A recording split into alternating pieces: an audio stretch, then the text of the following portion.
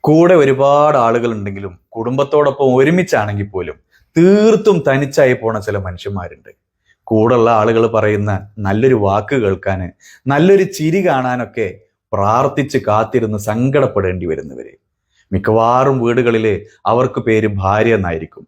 ചില കുടുംബങ്ങളിലെ അത് ഉമ്മയാവും, ചില വീടുകളിലെ അത് പെങ്ങളാവും, പല വീടുകളിലും അത് നമ്മുടെ കുഞ്ഞു മക്കളാവും. പ്രിയമുള്ളവരെ, പേരുകൾ എങ്ങനെയൊക്കെ മാറിയാലും അവർക്ക് ചുറ്റിലുള്ളത് നമ്മളാ.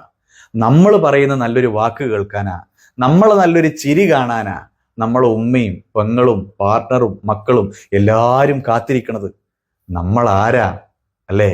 ഉള്ളിലുള്ള ഈഗോ നമ്മളൊന്ന് മാറ്റിവെച്ചാലേ ഉള്ളു തുറന്ന് സന്തോഷിക്കുന്ന ഒരുപാട് ജീവിതങ്ങളാ നമുക്ക് ചുറ്റിലുള്ളത് അല്ലേ? അവരെ അല്ലാതെ വേറെ ആരെയാ നമ്മൾ പരിഗണിക്കുക? അവർക്ക് വേണ്ടി അല്ലാതെ വേറെ ആർക്ക് വേണ്ടിയാ നമ്മളൊന്ന് മാറുക?